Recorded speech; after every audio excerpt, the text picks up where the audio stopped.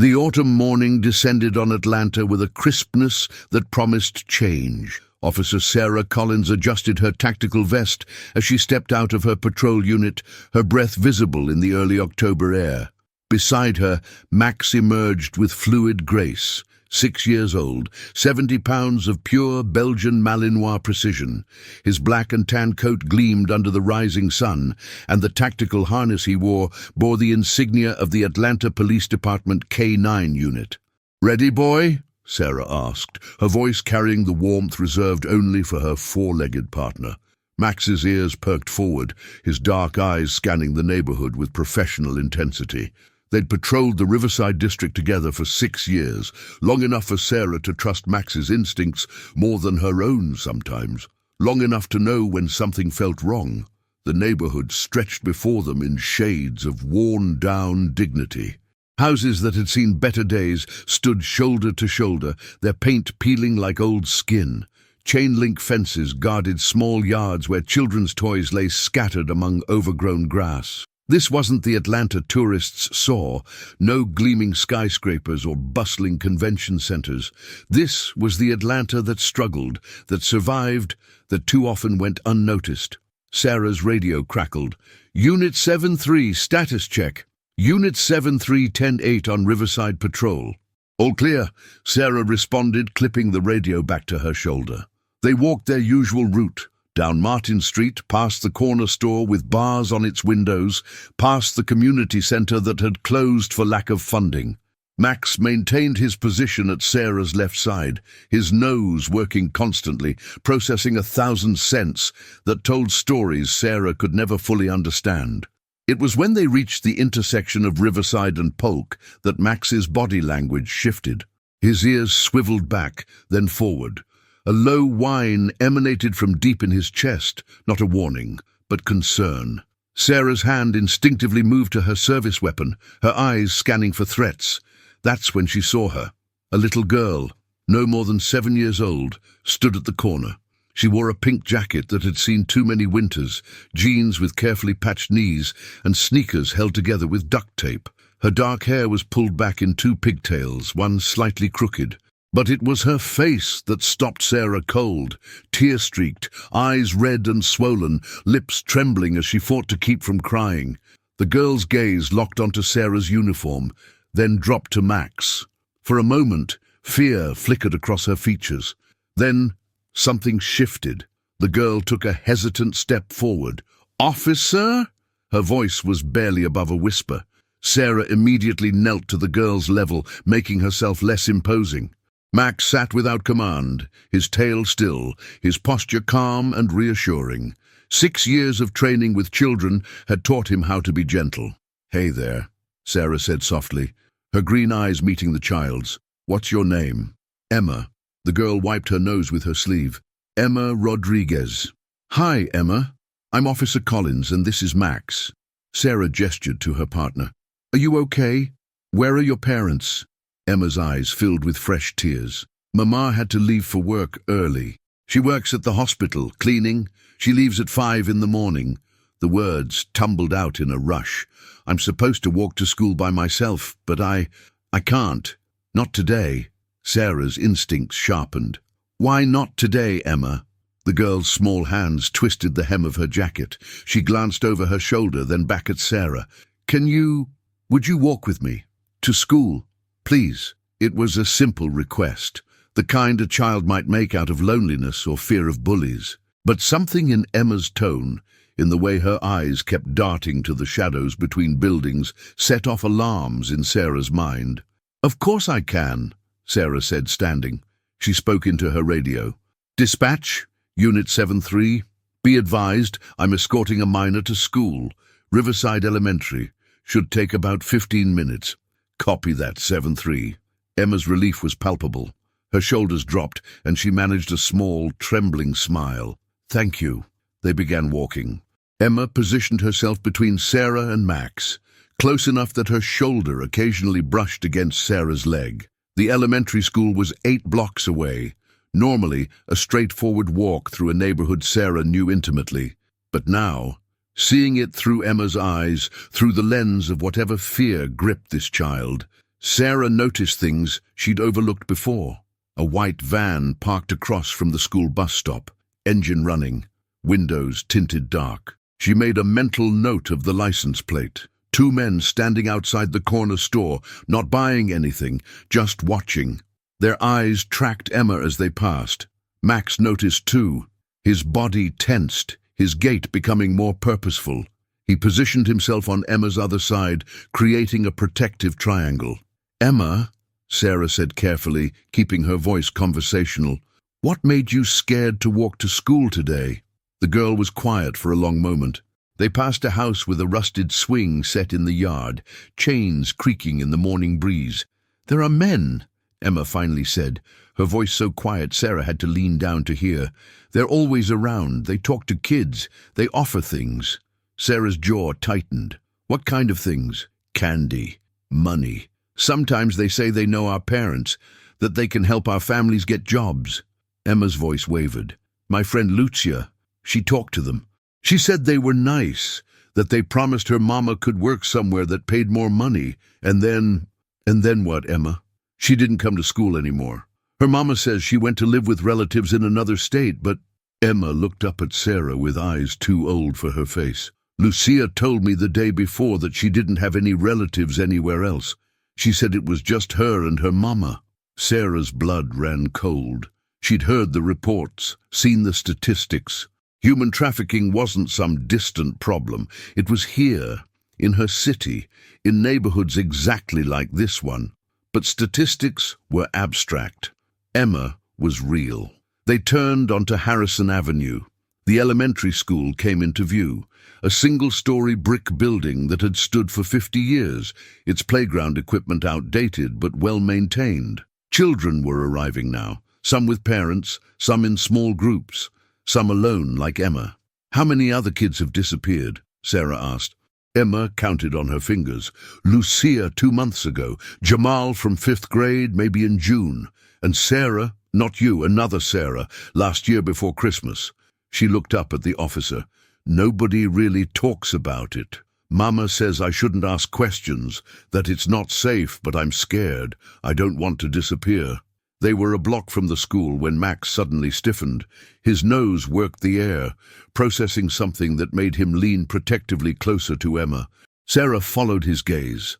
A man stood near the school fence, partially obscured by a large oak tree, late 30s, average height, wearing a grey hoodie and jeans. Nothing obviously threatening, but he wasn't watching the school. He was watching the children arriving. His eyes lingered on the ones walking alone. As Sarah's group approached, his gaze fixed on Emma. Recognition flickered across his face, followed by something that made Sarah's hand drift toward her weapon. The man pulled out a phone, typed something, then casually walked away, disappearing around the corner. Max growled, a sound Sarah had heard maybe 10 times in 6 years. It meant one thing: danger. "Emma," Sarah said, her tone still calm but authoritative, "I need you to go straight to your classroom when we get to the school. Don't talk to anyone outside. Don't stop at your locker. Straight to your teacher, okay?" Emma nodded, her fear returning full force. They reached the school entrance. Sarah knelt again, this time checking Emma's arms. There, on her right wrist, barely visible under her jacket sleeve, red marks, not bruises, but the kind of marks that came from something being tied tight. "Emma, where did these come from?" The girl pulled her sleeve down quickly. "I fell, playing." "Emma?" Sarah's voice was gentle but firm. "I can't help you if you don't tell me the truth." Tears spilled down Emma's cheeks. "They grabbed me yesterday. 2 men, in a car. They said my mama was in trouble, that I needed to come with them. They held my wrists really tight." Her words came faster now, the dam breaking. "But then Mrs. Patterson from next door came outside, and they let me go and drove away really fast. They said if I told anyone, they'd hurt Mama. But Officer Collins, I'm so scared. What if they come back? What if I really do disappear like Lucia?" Sarah pulled the trembling child into a careful hug. Over Emma's shoulder, she caught sight of the man in the grey hoodie again, now standing across the street. He was on his phone, his eyes still locked on Emma. Max positioned himself between the man and the child, every muscle in his body coiled and ready. Sarah stood, keeping Emma behind her. She made direct eye contact with the man across the street. He saw her staring, saw her hand on her weapon. For 3 long seconds, they faced each other. Then he turned and walked away, but not before Sarah memorized every detail of his face. "Emma, you did the right thing telling me," Sarah said. "I'm going to make sure you're safe. Now go to class, okay? I'm going to stay here and talk to your principal." Emma wiped her eyes and nodded. She surprised Sarah by hugging Max, burying her face in his fur. The Malinois remained perfectly still, his tail giving one gentle wag. "Thank you," Emma whispered to both of them. Then she ran into the school building. Sarah immediately radioed dispatch. "Unit 7-3 to dispatch. I need to speak with Detective Morrison. Priority level." "Copy 7-3, stand by." While she waited, Sarah's mind raced. A 7-year-old girl, terrified to walk to school, marks on her wrists from an attempted abduction. Other children missing from the same neighborhood. Men watching, waiting, hunting. Max sat at attention, his eyes still scanning for threats. Sarah rested her hand on his head, drawing strength from his steady presence. "We've got work to do, partner," she murmured. The radio crackled. "Unit 7-3, Detective Morrison on line 2. Sarah switched channels. "Morrison, it's Collins. I need to report a possible human trafficking situation targeting children in the Riverside district. We need to talk. Now." There was a pause. "I'll meet you at the precinct in 30 minutes. Sarah looked at the elementary school, at the children playing in the yard, innocent and vulnerable. Somewhere in this city, predators were hunting them. Emma's desperate plea for help had pulled back a curtain Sarah couldn't close again. "Come on, Max. This is bigger than a morning patrol." As they walked back to the patrol unit, Sarah's mind was already assembling the pieces. The white van, the watching men, the disappeared children, Emma's marks, the man in the grey hoodie. What had started as a simple request, "Walk me to school," had become something else entirely. A cry for help that Sarah wouldn't ignore. Max looked up at her, sensing the shift in her energy. Sarah met his gaze. "We're going to find out what happened to those children," she told him, "and we're going to make sure Emma doesn't become another statistic." The morning sun climbed higher over Atlanta, but for Sarah Collins, the day had just begun. Somewhere in the shadows of her city, evil was operating, and she was about to hunt it down. Detective James Morrison was already waiting when Sarah and Max entered the precinct conference room. A 20-year veteran with graying temples and the kind of permanent fatigue that came from seeing too much human darkness, Morrison had a reputation for taking crimes against children personally. His desk was legendary. Photos of every missing child case in Atlanta tacked to a corkboard behind him, a visual reminder of failures and fights still ongoing. "Collins," he nodded, then looked at Max, and the real detective. Max's tail wagged once. Even seasoned investigators respected the K9 unit's track record. Sarah didn't waste time with pleasantries. She pulled out her notepad, flipping to the pages she'd filled while the morning's events were still fresh. "Emma Rodriguez, 7 years old, Riverside Elementary. Approached me this morning requesting escort to school. Exhibited signs of severe psychological distress. Physical evidence of restraint on her wrists." "Show me." Morrison leaned forward. Sarah pulled up the photos she'd taken with her phone after Emma had gone inside the school. The principal had allowed her to document the marks during a brief conversation with the child in the nurse's office. The red welts circled Emma's small wrists like bracelets of violence. Morrison's jaw tightened. Attempted abduction? Yesterday afternoon. 2 men, vehicle description pending. Emma was too frightened to remember details. They used a common tactic, claimed her mother was in trouble, needed her to come with them. Neighbor interrupted. "They fled." Sarah paused. "But here's what concerns me more. Emma says 3 other children from her neighborhood have vanished in the past year. Lucia Martinez, Jamal Washington, Sarah Chen." Morrison's expression shifted from concern to recognition. "I know those names. You've investigated them?" Investigated? Morrison's laugh was bitter. I've tried. Lucia Martinez. Family claimed she went to live with relatives in Texas. No relatives exist at that address. Couldn't get cooperation from the mother. Jamal Washington. Father said the boy ran away after a fight. Headed to Chicago to stay with an uncle. I sent requests to Chicago PD. No record of him there. Sarah Chen. He stopped, rubbing his face. Sarah Chen's case broke my heart.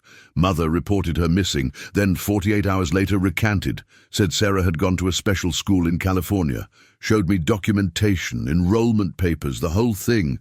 But something was wrong. The mother was terrified, wouldn't meet my eyes. They're being threatened, Sarah said. That's my theory. But I can't prove it without cooperation, and these families won't talk. They're scared. More scared of whoever's behind this than they are of the system that's supposed to protect them. Sarah pulled out another note. This morning, while escorting Emma to school, I observed systematic surveillance. White van, Georgia plates. She read off the number she'd memorized. Parked near the school bus stop. Tinted windows. Engine running. 2 adult males outside a corner store on Polk Street. No apparent purpose except observation. And a man in a grey hoodie, mid to late 30s, watching children arrive at school. When he saw Emma with me, he made a phone call and left. Max alerted to him as a threat. Morrison looked at the Malinois. Your dog doesn't alert unless he's certain. Max has a 97% accuracy rate in threat assessment over 6 years, Sarah confirmed. If he marked that man as dangerous, he was dangerous. Description of hoodie man? Sarah closed her eyes, pulling up the memory with perfect clarity, a skill she'd honed over years of patrol work. 5'10", approximately 170 pounds, athletic build. Hispanic or light-skinned black, hard to tell at distance. Grey hoodie, dark jeans, white sneakers. Nike looked new. No visible tattoos or distinguishing marks on his face, but his eyes... She opened her own eyes. His eyes knew Emma. He recognized her specifically. And when he saw her with me, I saw calculation. He was determining threat level. Morrison was already typing on his laptop. I'm going to pull traffic camera footage from that area, see if I can get a better look at this guy and track the van. Meanwhile, we need to talk to Emma's mother. Without tipping off whoever's watching, Sarah added. If these people know we're investigating, they might accelerate their timeline. Or disappear entirely. Agreed. Can you and Max do some informal reconnaissance? Walk the neighborhood, see what else you notice. Talk to people without making it obvious you're investigating. Sarah nodded. That's what we do best. Good. I'll work the digital angle. Cameras, phone records, vehicle registrations. We'll meet back here at 1800 hours. Morrison stood, then hesitated. Collins, if this is what I think it is, if there's an organized trafficking ring operating in Riverside, we're talking about people with resources, money, connections, possibly law enforcement contacts. Watch your back. Always do. Sarah gestured to Max. And I've got the best backup in Atlanta. By noon, Sarah and Max were back in Riverside, but this time Sarah wore civilian clothes, jeans, a simple jacket that concealed her service weapon, and a baseball cap.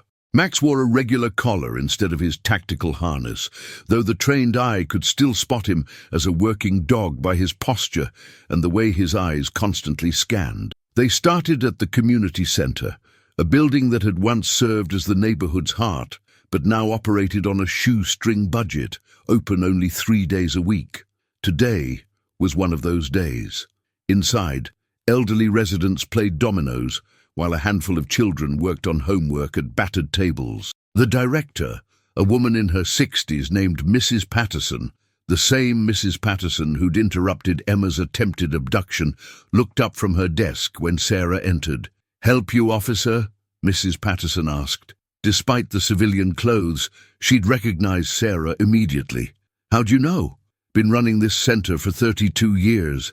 I know a cop walk when I see one." She smiled, but it didn't reach her eyes. "You're here about yesterday, aren't you?" "About Emma." Sarah sat in the chair across from her. Max settled at her feet. "Emma told me you interrupted something. 2 men trying to take her." Mrs. Patterson's hands trembled slightly as she folded them on the desk. "I was watering my plants on the porch When I heard a car stop, nothing unusual in that. People come and go all the time. But then I heard Emma's voice, and she sounded scared, really scared. By the time I got to the fence, these two men had her by the wrists, trying to pull her toward their car. A black sedan, fancy. Too fancy for this neighborhood. What did you do? I started yelling, told them I was calling the police, that I'd gotten their license plate, that I was recording them on my phone. She shook her head. I wasn't recording and I didn't get the plate number, but they didn't know that. They let her go and drove off so fast they left rubber on the street. Can you describe the men? One was white, tall, maybe 6 feet. The other was shorter, darker, could have been Hispanic or Middle Eastern. Both wore nice clothes, not street clothes. Business casual, like they worked in an office. Mrs. Patterson leaned forward. Officer, this isn't the first time. I've seen cars like that before, circling the neighborhood, always during school hours, always watching the children. I've reported it 3 times. Nobody came. Sarah felt anger kindle in her chest. I'm here now, and I'm not leaving until this is resolved. Good, because these families, they're scared. Emma's mother, Rosa, she works 3 jobs trying to keep food on the table. She can't afford to miss work to file police reports or sit in courtrooms. These traffickers, they know that. They target the vulnerable, single parents, immigrant families, anyone who doesn't have the resources to fight back. Tell me about the other children who've disappeared. Lucia, Jamal, Sarah Chen. Mrs. Patterson's expression crumbled. Lucia was a sweet girl, always helping her mother. Then one day, she mentioned that a nice man had offered her mother a job at a hotel downtown. Better pay, better hours. Next thing I know, she's gone. Jamal, he was troubled. His father drank. The boy wanted to be a basketball player. Then he vanished, and his father said he'd run away. But Jamal loved his little sister. He wouldn't have left her. She wiped her eyes. And Sarah Chen, her mother still comes to the center sometimes. She sits in the corner and cries. Whatever they threatened her with, it was enough to make her lie about where her daughter went. Sarah made notes. Max, sensing the woman's distress, moved closer and rested his head on her knee. Mrs. Patterson absently stroked his fur. These children, did they have anything in common? Any place they all went, any person they all knew? They were all from struggling families, all living within a 6-block radius, all attending Riverside Elementary. Mrs. Patterson thought harder.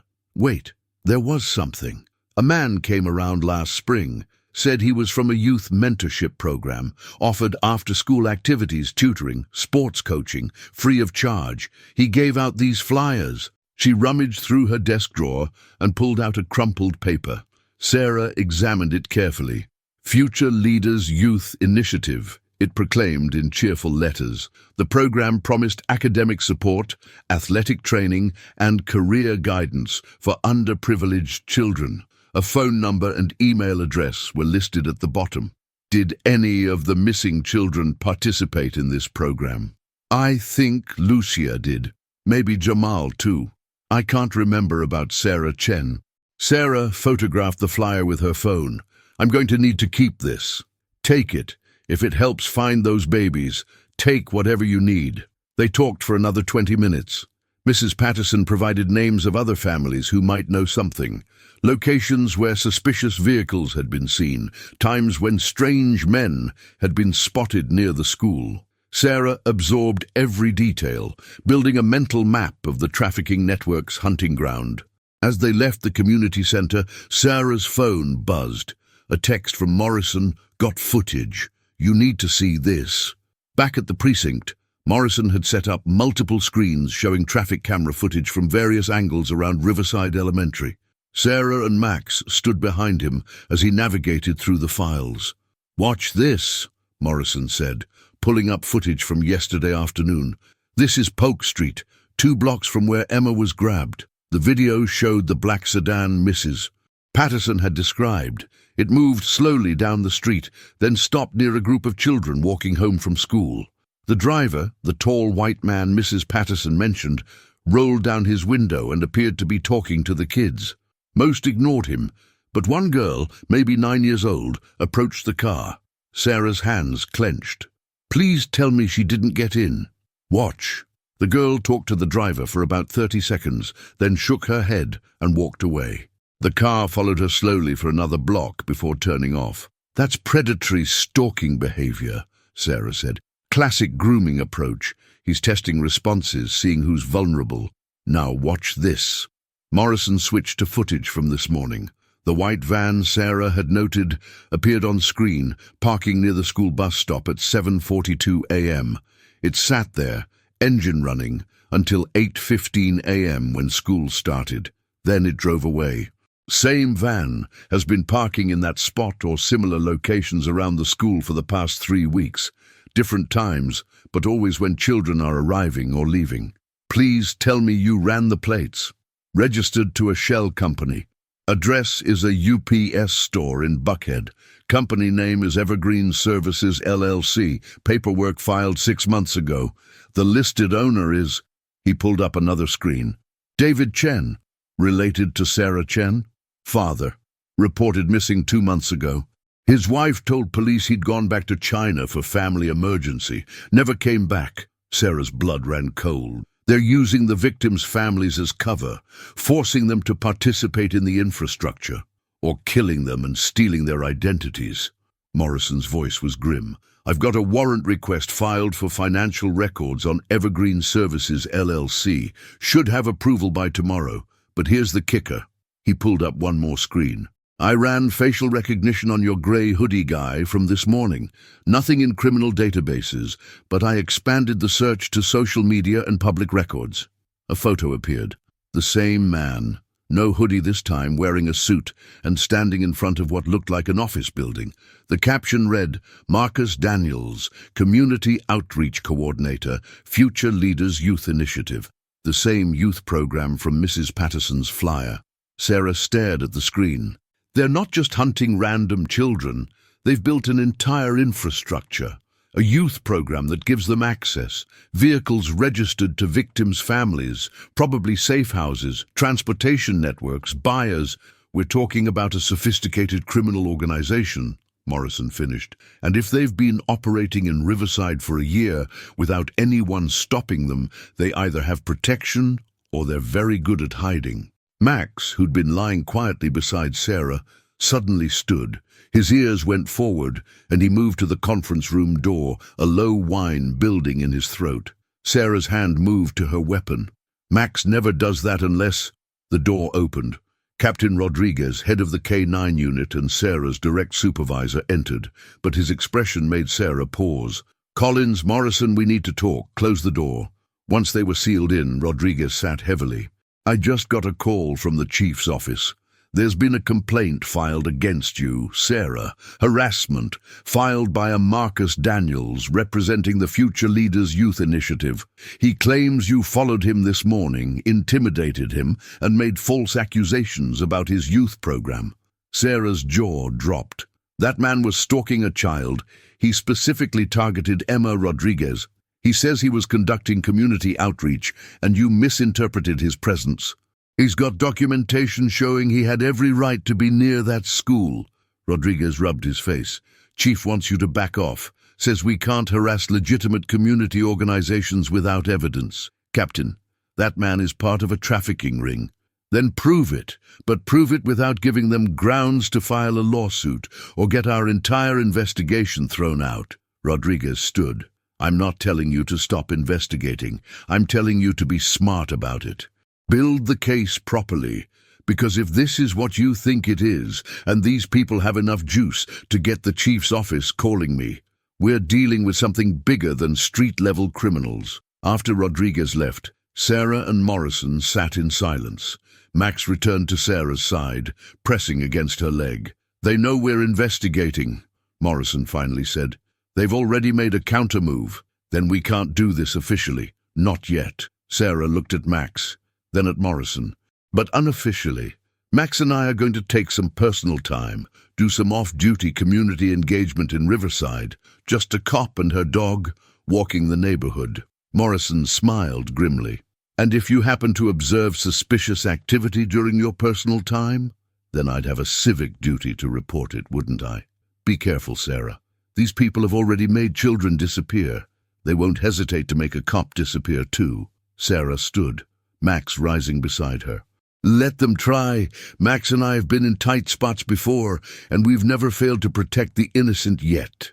As they left the precinct, the afternoon sun cast long shadows across the parking lot. Somewhere in Atlanta, Emma Rodriguez sat in a classroom, probably glancing at the door, wondering if today would be the day the bad men came back for her.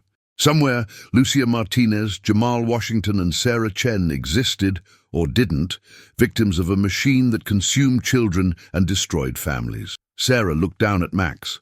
His dark eyes met hers with unwavering loyalty.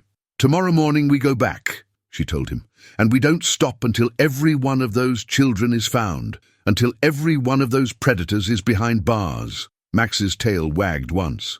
Agreement. Partnership. The bond between officer and K9 that had never been broken. The hunt had begun. Sarah didn't go home that night.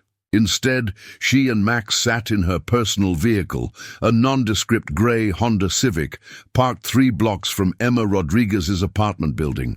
The dashboard clock read 11:47 p.m. The neighborhood had settled into uneasy sleep, punctuated by occasional sirens in the distance and the bass thump from a party several streets over. Max lay in the back seat, alert but calm. 6 years of stakeouts had taught him patience.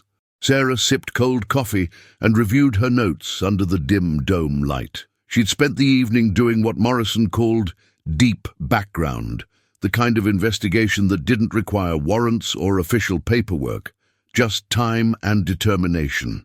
The Future Leaders Youth Initiative had a website, professional, slick, filled with stock photos of smiling children and earnest testimonials from supposed participants. But when Sarah ran reverse image searches, 3 of the testimonial photos came from other websites, stolen images. The phone number went to a voicemail that was always full. The email bounced back. The business address listed was a shared workspace in Midtown, the kind where anyone could rent a desk for a month. Sarah had called, pretending to be a parent interested in the program. The receptionist had never heard of Future Leaders Youth Initiative, a ghost program, designed to look legitimate to casual inspection, but empty of substance, perfect for gaining access to vulnerable children. Sarah's phone buzzed. Morrison. Financial records came through. Evergreen Services LLC received wire transfers totaling $347,000 in the past 6 months, originating from 3 offshore accounts, all transactions coded as consulting fees. She typed back, $347K for what? That's what we need to find out. But trafficking networks this sophisticated don't handle their own logistics. They outsource. Transport, storage, document forgery. It's compartmentalized. Evergreen might be the transport division. Sarah glanced at Max. Hear that, partner? We're not just looking at kidnappers. We're looking at a business. Max's ears twitched. Then he sat up, his body language shifting to alert. Sarah immediately killed the dome light and followed his gaze. The white van, moving slowly down the street, headlights off. Sarah's pulse quickened. She slid lower in her seat, watching through the steering wheel. The van stopped 2 buildings down from Emma's apartment. The side door opened and 2 figures emerged, both male, both moving with purpose. She couldn't intervene, not without blowing her surveillance and potentially putting Emma in more danger. But she could document. Sarah raised her phone and started recording video. The image was grainy in the darkness, but she could make out details. One man, tall, the white male from Mrs. Patterson's description, approached the building. The other stayed with the van, scanning the street. The tall man climbed the stairs to the 2nd floor. He stopped at a door, not Emma's, but close. Apartment 2C. He knocked, a specific pattern. 3 quick raps, pause, 2 more. A signal. The door opened. Sarah couldn't see who answered, but money changed hands. A thick envelope passed from inside the apartment to the tall man. He descended the stairs, returned to the van. Both men got in, and the vehicle drove away, still without headlights. Sarah immediately called Morrison. I just witnessed what looked like a payoff at the Riverside Garden Apartments, Building 3, Apartment 2C. White van from our surveillance. 2 males. They're heading south on Polk Street now. I'll have a patrol unit try to intercept. Don't engage. I'm going to check on Emma. Sarah and Max exited the vehicle. The apartment building had no security, just a metal door with a broken lock. They climbed to the 2nd floor. Emma's apartment was 2F. Apartment 2C was 3 doors down. She pressed her ear to 2C's door. Voices inside, low and urgent. A woman and a man arguing in Spanish. Sarah's Spanish was functional, enough to catch fragments. Too dangerous. No choice. They'll kill us if we don't. Sarah knocked. The voices stopped instantly. Who is it? A woman's voice, thick with fear. Ma'am, this is Officer Collins with Atlanta PD. I need to speak with you about a matter in the building. Silence. Then, come back tomorrow. We're sleeping. Ma'am, I saw 2 men leave your apartment a few minutes ago. I have reason to believe you may be in danger. More silence. Sarah could hear whispered conversation. Finally, the door opened a crack, chain still attached. A woman in her 40s peered out, eyes red from crying. Behind her, a man, possibly her husband, stood protectively. We did nothing wrong, the woman said. I'm not here to arrest you. I'm here to help. Sarah kept her voice gentle. I know you're scared. I know someone is forcing you to do things you don't want to do, but I can protect you if you let me. The woman's face crumpled. You can't protect us. They're everywhere. They know everything. If we talk, we die. Or worse, they take our son. Your son? Mateo. He's 8. They said if we don't help them, if we don't do what they say, Mateo will disappear like the other children. So we watch. We report. We tell them which families are vulnerable, which children are alone when the police patrol. The woman was sobbing now. I hate myself, but what choice do I have? Sarah's heart broke and hardened simultaneously. Ma'am, what's your name? Carmen. Carmen Reyes. Carmen, I'm going to stop these people, but I need information. Who are they? Where do they take the children? I don't know their names. They never tell us. We just get phone calls, instructions. The tall white man, we call him El Reclutador, the recruiter. There are others. At least 5 men we've seen. They work in shifts watching the neighborhood. Where do they take the children after they grab them? I don't know. They never tell us that part. But I heard El Reclutador talking once on his phone. He mentioned a warehouse near the industrial district, something about processing before shipment. The word shipment made Sarah's stomach turn. Children as cargo. Carmen, I'm going to have someone contact you tomorrow. A detective named Morrison. He can arrange protection for you and your family, but you have to be willing to testify. If we testify, we die. If you don't, more children die, including maybe Mateo eventually.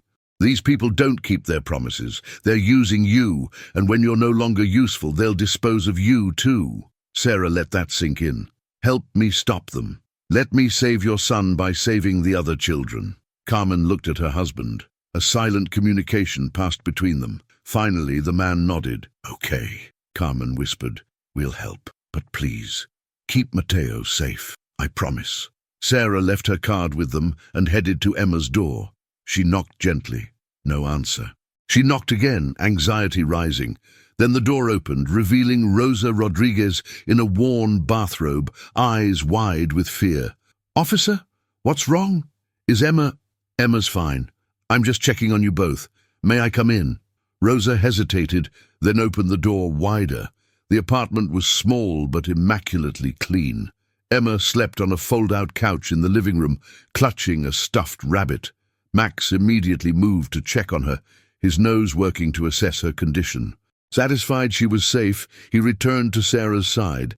Mrs. Rodriguez, I need you to listen carefully. The men who tried to take Emma yesterday, they're part of an organized group. They're dangerous and they're persistent. I need you to keep Emma home from school tomorrow. I'm going to arrange protection. Rosa's hands twisted together. I can't miss work. If I miss work, I lose my job. If I lose my job, we lose this apartment. Then what? We're on the street, and Emma is even more vulnerable. Sarah understood the impossible calculus of poverty. I'll arrange for an officer to escort Emma to school and back. Someone who isn't in uniform, who won't be obvious. And I'm going to work as fast as I can to shut these people down, but I need you to trust me. Why should I trust you? Rosa's voice broke. I've called the police before, when I saw strange men watching children. When Lucia's mother was crying because her daughter vanished. Nothing happened, no one came, no one cared because we're poor, because we're immigrants, because we don't matter. The accusation stung because it was partially true. Resources were limited, attention was finite, and cases in neighborhoods like Riverside often fell through the cracks. But not this time. You matter, Sarah said firmly.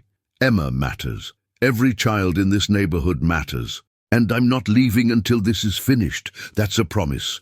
Rosa searched Sarah's face, looking for sincerity. She must have found it because her shoulders sagged with relief. Okay, I trust you. After leaving the Rodriguez apartment, Sarah and Max sat in her car again. It was past 1 a.m. now. Morrison called. Patrol lost the van. It disappeared into the industrial district. But I've got something else. I pulled permit records for warehouses in that area. Guess who filed for a business permit 3 months ago? Evergreen Services LLC, listed purpose, storage and logistics. Address? 1847 Industrial Boulevard. Big warehouse, used to be a furniture distribution center. Shut down 5 years ago. Been vacant ever since, according to official records. But not actually vacant. Probably not. I can't get a warrant based on what we have. It's all circumstantial. But if you happen to be in the area, taking your dog for a walk during your personal time, Sarah smiled grimly. We do need exercise. Max has been cooped up all day. Be careful, Sarah. If children are being held there, these people will be armed and dangerous. Maybe wait for backup. I'm just going to observe. Gather evidence for that warrant. Nothing more. Sure you are. Morrison paused. Watch your six. The industrial district at 2 a.m. was a landscape of shadows and rust. Massive buildings loomed like sleeping giants, their windows dark, their lots empty. Sarah parked 4 blocks from 1847 Industrial Boulevard and approached on foot with Max. The warehouse looked abandoned. Broken windows, weeds growing through cracked pavement, graffiti on the walls. But Sarah noticed details that told a different story. Fresh tire tracks in the dirt. A side door with a new padlock, a security camera mounted under the eaves, its LED blinking red. Max suddenly stiffened. His nose worked the air, processing scents. Then he looked at Sarah with an expression she'd learned to read over 6 years. Children. Her heart hammered. If children were inside, every minute counted, but rushing in without backup could get them killed. And the children too. She needed visual confirmation. Sarah circled the building, staying in shadows. At the rear, she found what she needed, a window low enough to peer through. She approached carefully, Max covering her back. Inside, illuminated by battery-powered lanterns, she saw a large open space divided by makeshift walls, sleeping bags on the floor, and in those sleeping bags, children. She counted 7 visible from her angle, mixed ages, multiple ethnicities. Some slept, others sat awake, staring at nothing with the dead eyes of trauma. 2 adult males sat near the entrance, both armed with handguns. One scrolled through his phone, the other smoked a cigarette, bored. Sarah photographed everything through the window, her phone's camera struggling in the low light, but capturing enough. Then she backed away carefully and returned to her car. She immediately called Morrison. I've got them. 7 children visible, definitely more inside. 2 armed guards. I'm sending you photos now. Jesus, okay. I'm waking up a judge. We'll have that warrant in an hour. I'll mobilize tactical team. Do not engage. Get out of there and meet me at the staging area. Copy. But as Sarah prepared to leave, Max alerted again. A vehicle approaching. She killed her car's interior lights and watched as the white van pulled into the warehouse lot. The side door opened and El Reclutador emerged. along with a third man Sarah didn't recognize, and between them, struggling, was a child, a little boy, maybe 9 years old, crying, begging in Spanish to be let go. Sarah's hand moved to her weapon. Every instinct screamed at her to act. That boy was being delivered to hell, and she was watching it happen, but tactical training warred with moral imperative. If she acted now, alone, the guards inside might kill the children already captive. The entire network might scatter. She'd save one child and doom the rest. Max whined, sensing her conflict. "I know, boy, I know." Her voice was thick with anger and grief. She watched the men drag the crying child inside. The door closed. The warehouse returned to seeming silence. Sarah sat in her car, shaking with rage. Then she called Morrison back. They just brought in another child, male, approximately 9 years old. Hispanic. That makes at least 8 victims inside. How long until we have that warrant? Working on it. Judge is being stubborn. Wants more evidence that children are actually inside, not just our surveillance. I just watched them drag a kidnapped child through that door. And you didn't get it on video because you were too far away. Sarah, I know this is hard, but we need to do this right. If we breach without proper legal authority, everything gets thrown out. These bastards walk. Is that what you want? Sarah took a deep breath. No. How long? Give me 2 hours. Dawn. We'll hit them at dawn when they're tired and don't expect it. I promise you, we will get those children out. 2 hours. 120 minutes. 7,200 seconds. Each one an eternity for the children inside that warehouse. Sarah looked at Max. We're staying. We watch that door. If anyone tries to move those children before Morrison gets here, we act. Understood? Max's eyes gleamed in the darkness. He understood. They settled in to wait. Sarah checked her weapon. Glock 17, fully loaded, 17 rounds. She had 2 spare magazines. Max was trained for tactical scenarios, could disable an armed opponent in seconds. She thought about Emma, safe in her apartment but only temporarily. About Lucia Martinez, Jamal Washington, Sarah Chen, wherever they were if they were still alive. About the crying boy who'd just been dragged inside. About all the children who'd been stolen, sold, destroyed by human monsters. Her phone buzzed. Emma's mother. Emma just woke up from nightmare. She asked if you're keeping her safe. I told her yes. Please don't make me a liar. Sarah typed back, I promise. By tomorrow morning, Emma can walk to school without fear. That's a promise I will keep. The eastern sky began to lighten imperceptibly. Dawn approached. So did justice. Sarah pulled up Morrison's number, ready to call the moment the 2 hours were up. She checked her watch. 3:47 a.m. 73 minutes until the warrant. 73 minutes until the tactical team arrived. 73 minutes until they brought hell down on the traffickers and saved those children. Max pressed against her leg. Solidarity. Partnership. The unbreakable bond between officer and K9. Almost time, Sarah whispered. Almost time to finish this. The warehouse sat in darkness, holding its terrible secrets. But not for much longer. The hunt had led them here. And now, the hunt was about to become a rescue. Sarah's phone rang. Morrison. We've got the warrant. Tactical team is rolling now. ETA 20 minutes. Hold position. Copy that. 20 minutes. 1,200 seconds.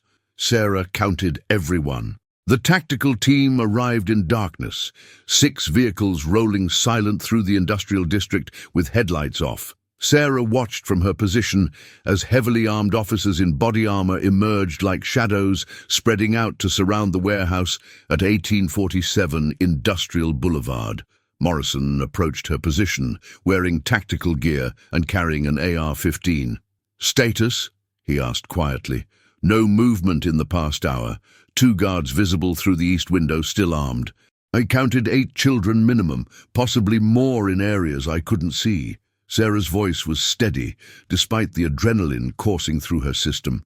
They brought in another child around 2 a.m., 9-year-old male, Hispanic, matching the description of Mateo Reyes. Morrison's expression darkened. Carmen's son, those bastards took him anyway, probably as punishment for her talking to me. Guilt twisted in Sarah's gut. We need to get him out alive. We'll get them all out alive. Morrison checked his watch. 4:17 a.m. Tactical commander is Lieutenant Barnes. He's running the breach. You and Max are assigned to initial entry team. Your K9 training makes you perfect for room clearing and child location. Sarah nodded, checking her weapon one more time. Beside her, Max sat at attention, his tactical harness back in place, every muscle coiled and ready. The Malinois knew what was coming. 6 years of training had prepared him for exactly this scenario. Lieutenant Barnes gathered the team for final briefing. 23 officers total, divided into 4 teams. Alpha would breach the main entrance. Bravo would secure the rear. Charlie would control the perimeter. Delta, Sarah, Max, Morrison, and 4 tactical officers would handle interior clearing and victim extraction. Rules of engagement, Barnes said, his voice carrying authority earned through 2 decades of tactical operations. Suspects are armed and dangerous. They've shown willingness to harm children, but those children are our priority. Every decision, every action is filtered through one question. Will this keep the children safe? If you have to let a suspect escape to protect a child, you let him escape. We can catch criminals later. We can't resurrect dead kids. Clear? Chorus of affirmatives. Collins, your K9 is our best asset for locating hidden victims. He alerts, we follow. Trust his nose. Barnes looked at Max with professional respect. That dog has better instincts than most cops I know. Damn right he does, Sarah murmured, scratching behind Max's ears. The teams moved into position. Sarah's heart hammered against her ribs. She'd been in dangerous situations before. Armed robberies, domestic violence calls that turned violent, drug raids, but never with children's lives so directly in the balance. Never with 8 terrified kids trapped inside a warehouse with armed traffickers. Max sensed her tension and pressed against her leg. Reassurance. We've got this, partner. Barnes raised his hand. Radio check. All teams reported ready. He counted down with his fingers. 5, 4, 3, 2, 1. Execute. Alpha team hit the main door with a battering ram. The metal shrieked and buckled, torn from its hinges. Flashbang grenades detonated inside. Brilliant light, concussive sound designed to disorient and disable. Shouts erupted. Gunfire. Sarah's team poured through the rear entrance simultaneously, Max leading. The warehouse interior was exactly as Sarah had seen through the window, large open space, makeshift walls creating rooms, battery lanterns casting yellow light. Atlanta police, hands up, get on the ground. Chaos. One guard from the front spun toward Sarah's team, his pistol rising. Training overrode thought. Sarah fired twice, center mass. The man went down. Max was already past him, nose working frantically, searching for the children. Another suspect emerged from behind a partition, armed with a shotgun. Morrison's AR-15 barked 3 times. The man collapsed. 2 suspects down. Continuing sweep. Max barked urgently, his alert signal. Sarah followed him to a partition wall. Behind it, huddled in sleeping bags, 7 children stared up with enormous, terrified eyes. Ages ranging from maybe 6 to 12, different ethnicities, all bearing the hollow expression of trauma. We're police. Sarah dropped to her knees, making herself smaller, less threatening. We're here to help you. You're safe now. I need you to stay calm and follow my officers outside, okay? A little girl, maybe 7, started crying. Sarah recognized her from the missing persons photos. Lucia Martinez. 2 months gone, and she was alive. Officer Reynolds, get these children out, now, Sarah ordered. 2 tactical officers moved in, gently guiding the children toward the exit. Lucia grabbed onto Reynolds' vest and wouldn't let go. Max was already moving again, pulling Sarah deeper into the warehouse. Another partition. Behind it, more children. 3 this time, including the boy Sarah had watched being dragged in earlier, Mateo Reyes. Alive. More victims. Location Delta 3. Need extraction. More officers flooded in. The children were carried out with efficient gentleness, wrapped in emergency blankets, despite the warm night. Sarah counted them as they passed. 7, 8, 9, 10. But Max wasn't done. He pulled toward a door in the rear, metal, padlocked from outside. Sarah shot the lock off. The door swung open, revealing stairs descending into darkness. A basement. Barnes, we've got a basement level. Requesting backup. Copy. Bravo 2. Reinforce Delta. Sarah descended the stairs, Max ahead of her, Morrison behind. The basement was smaller, darker, lit only by their tactical flashlights, and colder, deliberately cold. Air conditioning running despite the space being underground. Preservation. Storage. Storage for what? Max alerted at another door. Sarah's blood turned to ice when she opened it. A medical examination room. Sterile table. Instruments. IV stands. And on the table, sedated but breathing, another child. Female, approximately 10 years old. Asian. Sarah recognized her from the photos Morrison had shown. Sarah Chen. Jesus Christ, Morrison breathed. They were preparing her for transport. Sarah checked Sarah Chen's vitals. Pulse weak but steady. Pupils responsive. She was alive but heavily drugged. We need paramedics down here now. Child victim, sedated, possible medical emergency. 2 paramedics appeared within seconds, equipment ready. They took over, working with practiced efficiency. Sarah backed away, letting them work, and continued the sweep with Max. The basement held more horrors. A room with shackles bolted to the wall. A room with cameras and recording equipment.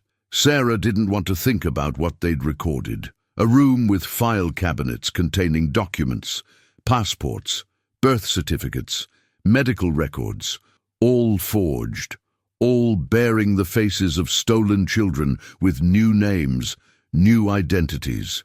This wasn't just trafficking. This was systematic identity erasure.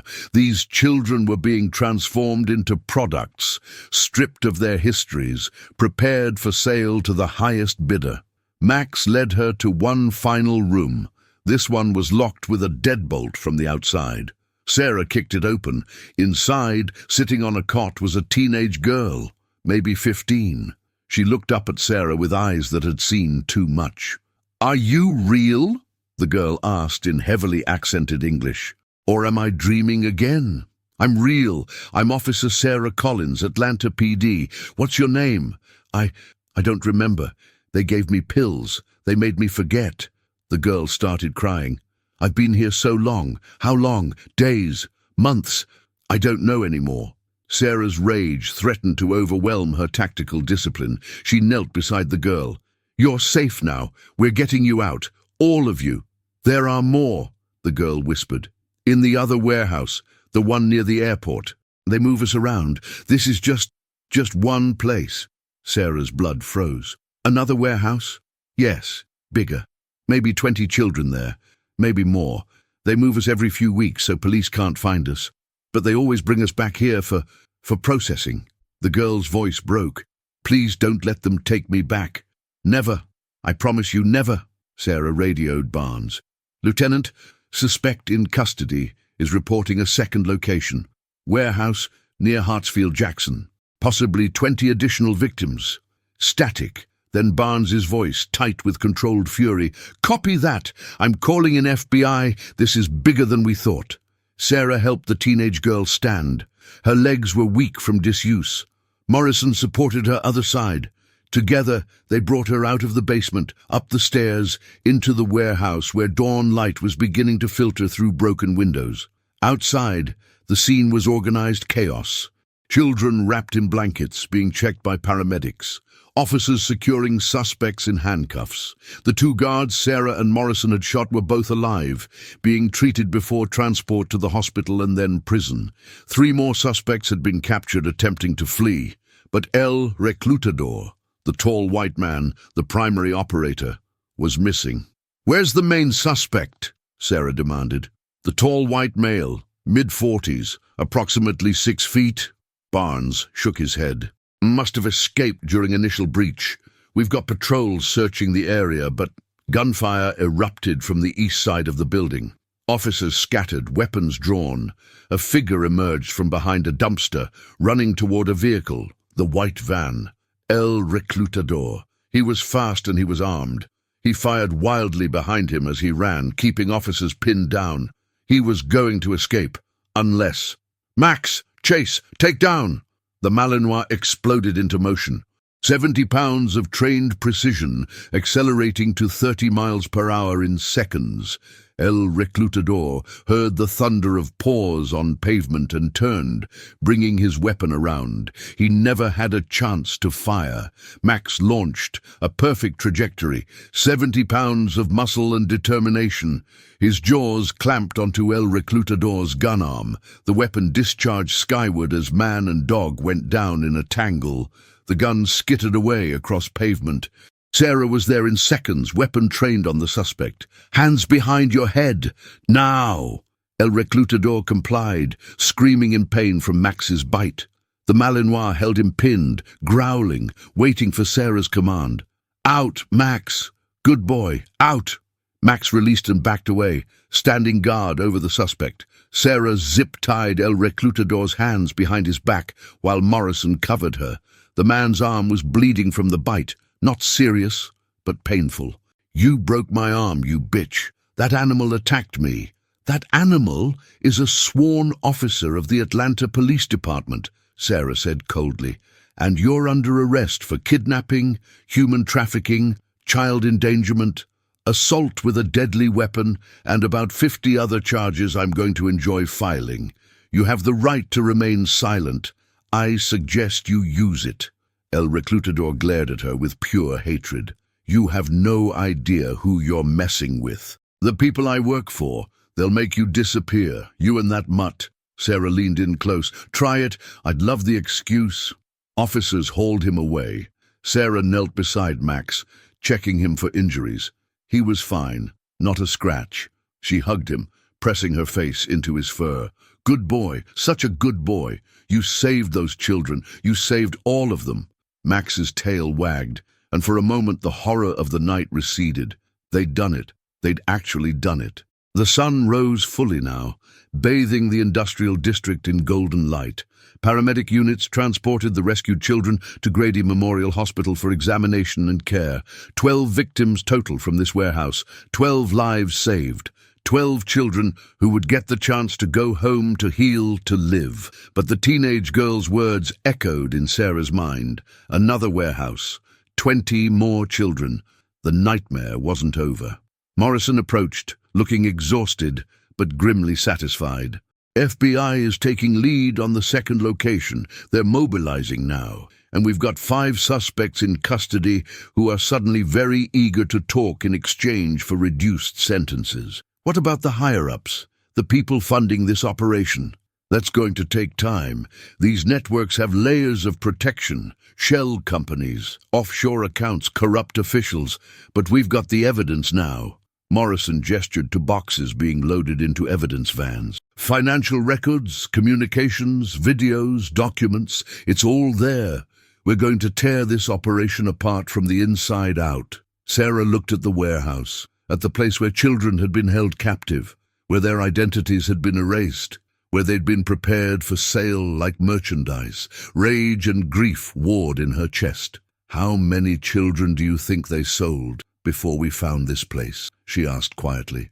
Morrison was silent for a moment. "Dozens, maybe hundreds.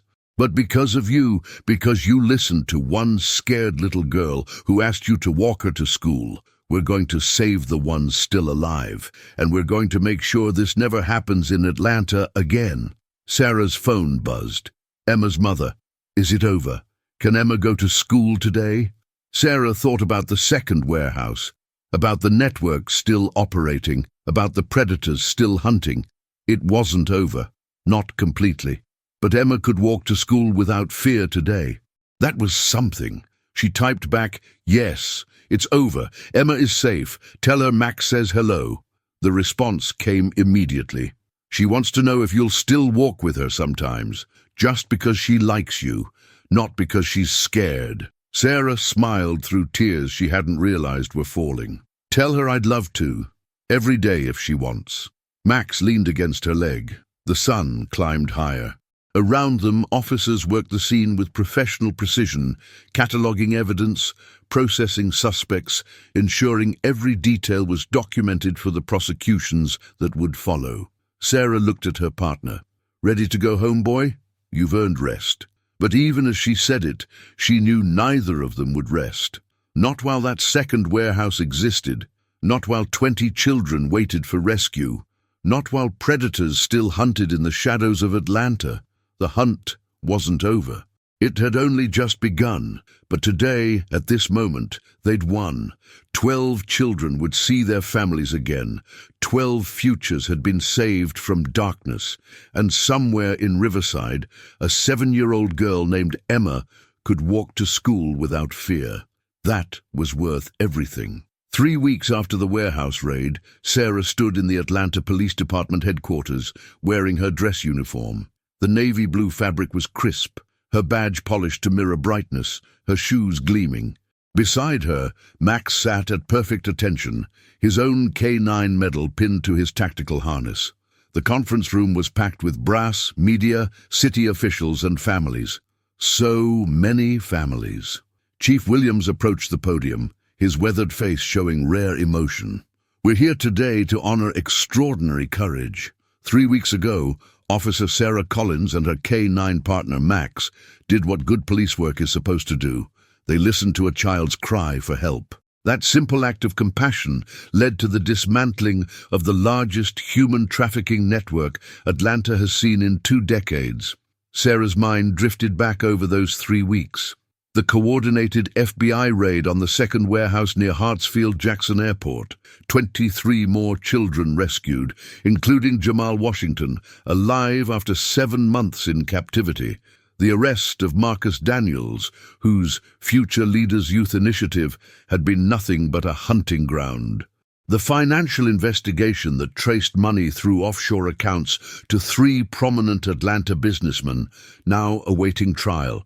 But the wins came with costs. 4 children they'd rescued were so traumatized they couldn't speak. 2 teenagers had tried to escape the hospital, convinced they'd be punished for being found, and 3 children from the network were still missing, possibly sold before the raids. 3 children whose faces haunted Sarah's dreams. Officer Collins demonstrated exceptional investigative skill, tactical proficiency, and above all, the moral courage to believe a frightened child when others might have dismissed her fears as imagination. Chief Williams gestured to Sarah. "Officer, please step forward." Sarah walked to the podium, Max at her side. The chief pinned the Medal of Valor to her uniform, the department's highest honor. Then he knelt and fastened a special K9 commendation to Max's harness. "For exceptional bravery in the apprehension of armed suspects and the rescue of 35 child victims," the chief said, scratching behind Max's ears. "This dog is a hero." Applause filled the room, but Sarah's eyes found the faces that mattered most. Emma Rodriguez sat in the front row with her mother Rosa. The 7-year-old wore a yellow dress, her hair in perfect pigtails, her face lit with a smile that erased the terror Sarah had first seen 3 weeks ago. When their eyes met, Emma waved enthusiastically. Beside them sat Lucia Martinez and her mother, reunited after 2 months of anguish. Lucia looked thinner, older somehow, but she was home. She was safe. Behind them, Carmen and her husband held Mateo Reyes between them. The boy had nightmares still, but he'd been rescued within hours of his abduction. The psychological damage was minimal. He'd heal. Sarah Chen's family sat near the back, mother, father, and Sarah herself, released from the hospital 2 weeks ago. The girl who'd been so heavily sedated in that warehouse was awake now, beginning the long journey of recovery. The teenager who'd forgotten her name, they'd identified her through DNA as Anna Petrov, trafficked from Moldova 3 years ago, sat with her foster family. She'd remembered her name last week and cried for 6 hours, but they were healing tears. Not everyone was present. Some families were still too traumatized. Some children were in specialized care facilities. Some were being reunited with relatives across the country and world. The process of healing would take years, but they were alive. They had the chance to heal. Detective Morrison approached the podium next. I want to add something the chief didn't mention. Officer Collins risked her career for these children. When she was ordered to back off the investigation, when a formal complaint was filed against her, she could have walked away. Nobody would have blamed her. But she didn't. She went rogue, conducted surveillance on her personal time, and ultimately provided the intelligence that made these rescues possible. He looked at Sarah directly. That's the kind of cop Atlanta needs. That's the kind of person we should all aspire to be. More applause. Sarah felt her face flush. She didn't do it for medals or recognition. She did it because a scared little girl asked for help, and saying no was impossible. After the ceremony, families approached to thank her. Lucia's mother hugged Sarah so tight she could barely breathe, whispering prayers in Spanish. Mateo shyly offered Max a dog treat he'd brought specifically for this purpose. Max accepted it with gentle dignity, his tail wagging. But it was Emma who broke through Sarah's professional composure. The little girl ran up and threw her arms around Sarah's waist. "You kept your promise. You made it safe." Sarah knelt, pulling Emma into a proper hug. "You were so brave, Emma. You asked for help when you needed it. That's the bravest thing anyone can do. Can we still walk to school together sometimes?" "Mama said I should ask." "Every Friday," Sarah promised. "Me, you and Max. It's a date." Emma's smile could have powered the entire city. She hugged Max next, burying her face in his fur. The Malinois remained perfectly still, his tail wagging slowly, his dark eyes gentle. Rosa approached, wiping tears. "I don't know how to thank you. You gave me my daughter's future back." "Thank Emma. She's the one who had the courage to ask for help." Sarah stood. "Mrs. Rodriguez, the department has resources available. Counseling for Emma, support for you, connections to services that can help. Please use them. Recovery is a process. We will, I promise." Rosa hesitated. "The man who tried to take Emma, the one in the grey hoodie, what will happen to him? Marcus Daniels is facing 47 counts of child trafficking, kidnapping, and conspiracy. With the evidence we gathered, he's looking at life in prison without parole. Same for the others we arrested." Sarah's voice hardened. "They'll never hurt another child." "Good." Rosa's relief was palpable. "And the children still missing? The ones you haven't found?" Sarah's expression tightened. "We're still looking.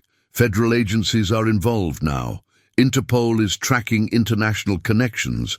We've already recovered 2 children in other states based on our intelligence. We won't stop until we find them all." It was a promise Sarah intended to keep, even knowing it might be impossible. Some children vanished so completely that recovery became tragedy, but she'd fight for every single one. Later that afternoon, Sarah and Max returned to Riverside Elementary for a special assembly. Principal Chen, no relation to Sarah Chen, though the name coincidence had brought them together in grief and now triumph, had organized a safety presentation for students and parents. Sarah stood before 300 children and spoke about awareness, about trusting instincts, about the importance of asking for help from trusted adults. She kept it age-appropriate, avoiding details that would traumatize, but ensuring they understood. If something feels wrong, tell someone. Keep telling until someone listens. Max demonstrated his skills, sniffing out a hidden training item, obeying commands, performing the tactical takedown that had captured El Reclutador, using a volunteer officer in protective gear instead of a real suspect. The children were mesmerized. During the Q&A, a boy about 10 raised his hand. "Officer Collins, how did you know Emma was telling the truth? How did you know it wasn't just a kid being scared of nothing?" Sarah considered the question carefully. "I listened to what she wasn't saying. I watched her body language. I trusted my instincts and my training, but most importantly, I started from a place of believing her. Children don't usually lie about being afraid, and even if Emma had been wrong, taking her fear seriously couldn't hurt. Walking her to school cost me 15 minutes. Those 15 minutes saved 35 lives. The boy nodded, processing that. "So you're saying adults should believe kids?" "I'm saying adults should take children seriously, not dismiss them, not assume they're overreacting. Fear is information. Pain is information. When a child tells you something is wrong, investigate, because Emma was right. And so many children are right when they say something is wrong, but nobody listens. After the assembly, Emma walked Sarah and Max to the exit. Morrison had joined them, wanting to check on the community's recovery. They walked the same route Sarah and Emma had taken that first morning 3 weeks ago. The neighborhood looked the same. Worn houses, chain-link fences, evidence of poverty everywhere, but it felt different. Parents stood on porches now, watching their children walk home. Neighbors talked to neighbors. The community had awakened to the danger that had lurked among them and was fighting back with vigilance. "Things are changing here," Morrison observed. "People are paying attention now." "They're scared," Sarah corrected. "Fear can be powerful, but it fades. What we need is sustained change, better resources, better support systems, better economic opportunities so families aren't so vulnerable." Working on it, City Council approved funding for community policing initiatives in Riverside. "We're assigning 2 dedicated officers to the neighborhood, not just patrols, actual community integration. Know the families, know the kids, be present." "That's a start." They reached Emma's apartment building. The little girl hugged Max goodbye, then surprised Sarah with another hug. "See you Friday, Officer Collins." "Wouldn't miss it, Emma." As Emma ran inside, Sarah and Morrison walked back toward their vehicles. The sun was setting, painting the Atlanta skyline in shades of orange and purple, beautiful and melancholy. "You ever think about how many we didn't save?" Morrison asked quietly. "The children sold before we found the warehouses. The network's still operating in other cities." "Every day," Sarah interrupted. "Every single day. But I also think about the 35 we did save. About Emma walking to school without fear. About Lucia being home with her mother. About Mateo's nightmares getting less frequent. We can't save everyone, Morrison, but we saved them. That matters." Morrison nodded. "Yeah, it does." He paused. "I heard through the grapevine that the FBI wants you for a task force. Multi-jurisdictional trafficking investigations. You'd be traveling, working big cases, really making an impact." Sarah looked at Max. "What about my partner? He'd come with you, obviously. They're not stupid enough to separate a team with your track record." It was tempting. The chance to do this work on a larger scale, to save more children, to dismantle more networks. But Sarah thought about Emma, about Friday morning walks to school, about being present in the community that needed her. "I'll think about it," she said. "But honestly, I think I'm exactly where I need to be. Atlanta is my city. These neighborhoods, these families, they're mine to protect. I can do more good here, being present, being available, than I could chasing cases across the country." "That's what I figured you'd say." Morrison smiled. "For what it's worth, you're exactly the kind of cop we need more of. The kind who remembers why we started doing this job in the first place." They reached Sarah's patrol unit. Max jumped into his compartment in the back, settling into the space he'd occupied for 6 years. Sarah started the engine, but before pulling away, she looked back at Riverside one more time. Somewhere in that neighborhood, Emma was probably eating dinner with her mother, safe and happy. Somewhere, Lucia was sleeping in her own bed. Somewhere, Mateo was playing with toys he'd missed during his captivity. 35 children were home tonight because she'd listened to one scared little girl. Sarah's radio crackled. "All units, we have a report of a suspicious vehicle near Westview Elementary. White van, possibly circling the school. Requesting K9 unit to assist." Sarah's jaw tightened. Another predator. Another threat. The work never ended, but neither did the fight. "Unit 7-3 responding. ETA 8 minutes. She hit the lights and accelerated. In the back, Max was already alert, his body language shifting to work mode. 6 years of partnership, thousands of hours of training, an unbreakable bond between officer and K9. The city needed them, children needed them, and they would answer, every time, without hesitation, Because that's what heroes do, not the ones who wear capes in comic books, but the real ones. The ones who show up, the ones who listen, the ones who care enough to act when action is hard and dangerous and thankless. The ones who remember that compassion is not weakness. It's the strongest weapon against evil the world has ever known. Sarah glanced in the rearview mirror at Max.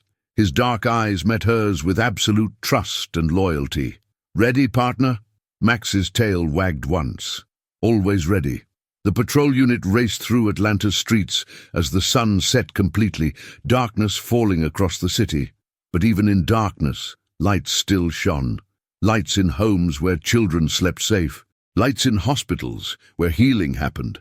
Lights in hearts that refused to let evil win. And somewhere in that vast urban landscape, a 7-year-old girl named Emma Rodriguez dreamed peacefully, knowing that when she woke up tomorrow, she could walk to school without fear, because a police officer with green eyes and a Malinois with a hero's heart had kept their promise, and they always would. The city remembered compassion that autumn, and because it did, 35 futures were saved. 35 lights refused to be extinguished. 35 reasons to believe that good still exists in the world, that heroes still walk among us, that one act of kindness can change everything. Sarah Collins and Max, partners, protectors, heroes. The badge wasn't just metal, the oath wasn't just words, and the fight for justice, for children, for the innocent and vulnerable, that fight was eternal, but so was the courage to wage it. The end